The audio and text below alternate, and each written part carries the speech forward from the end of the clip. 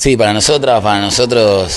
como parte de una organización popular, como voces que habitualmente no retumban en las salas académicas, en los estudios mediáticos o en los recintos parlamentarios, estamos primero agradecidos y después convencidos de la necesidad de traer una realidad en primera persona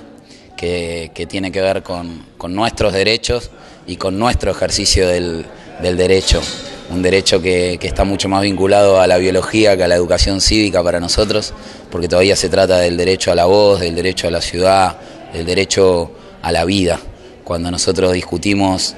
las leyes de urbanización que el gobierno de la ciudad y ni hablar en los barrios de la provincia siguen postergando o apelando o negando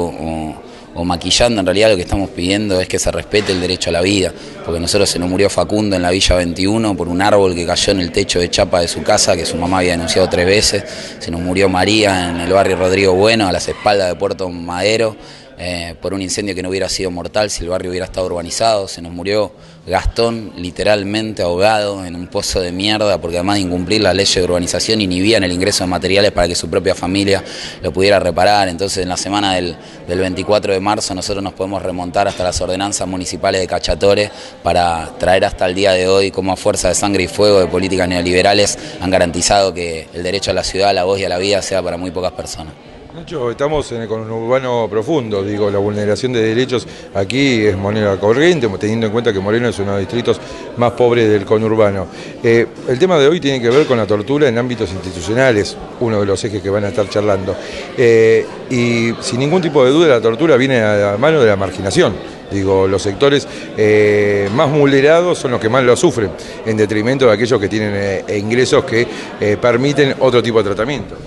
Bueno, no por casualidad el periodismo tradicional enseña a escribir las notas en tercera persona. Es la manera de disimular que siempre escriben los mismos, que siempre la cuentan los mismos. Entonces te pueden decir apremios ilegales, donde nosotros vemos tortura, te pueden decir resistencia a la autoridad,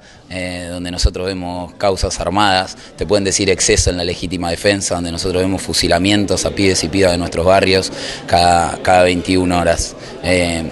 Claro que hay muchas maneras de aplicar la tortura. Nosotros venimos de demostrar en sede judicial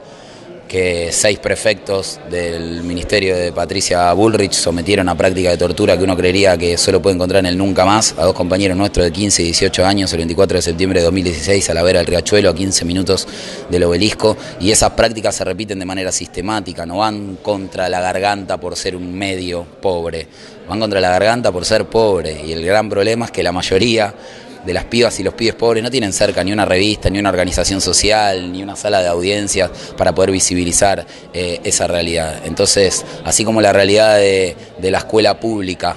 es la realidad de tantas Sandras y tantos Rubén, la realidad de la tortura es la que sirve para encubrir esa realidad todos los días en las plataformas de visibilidad que también ellos administran. Bueno, esto se visualiza justamente en lo que mencionaste, en la tragedia de la Escuela 49 aquí en Moreno, porque muchos establecimientos educativos, son 278 servicios educativos que hay en Moreno, muchos de ellos tienen clases de manera rotativa y hay al menos 40 establecimientos educativos que no tienen clase directamente. Digo, pero parece que para el gobierno de la provincia de Buenos Aires, Moreno tiene un ciclo lectivo de absoluta normalidad. Y vos viste muchos informes de televisión en los noticieros de prime time que tanto se preocupan por los días de clase cuando los maestros son forzados a tomar una medida de fuerza por una reivindicación educativa o salarial, cubriendo los días de clase que se perdieron en Moreno por las condiciones de infraestructura en las que están la enorme mayoría de las escuelas. No lo hay, ellos han construido un gran manto de silenciamiento con esa casta jurídica, mediática, política, que tan en evidencia dejan estos audios de Stornelli y de Alessio por estos días y que en el subsuelo entierra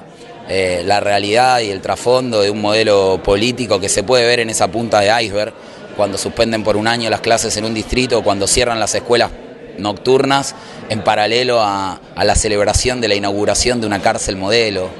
Una cárcel modelo es la cárcel que no existe. Las que sí existen tienen un 216% de superpoblación carcelaria, un 76% de instalaciones eléctricas inseguras y un 6% con salida de emergencia. Entonces nos parece que claramente la propuesta que le están dando a los jóvenes de nuestro barrio no tiene que ver ni con la salud ni con la educación. Es una tumba o una jaula que después quieren atribuir a alguna meritocracia. ¿Cuál es la meritocracia de los artesanos que no dejan trabajar? ¿Cuál es la meritocracia de mi ahijado de 9 años asesinado abajo de la mesa dentro de su casa, una zona liberada por la fuerza de seguridad? La meritocracia que le cae a una nena de 11 años en el norte forzada a parir por el mismo Estado que le debiera garantizar sus derechos, el fruto de una violación. ¿Cuál es la meritocracia que cae sobre un pibe de 15 años enjaulado, sobre un pibe de 16 esclavo? Entonces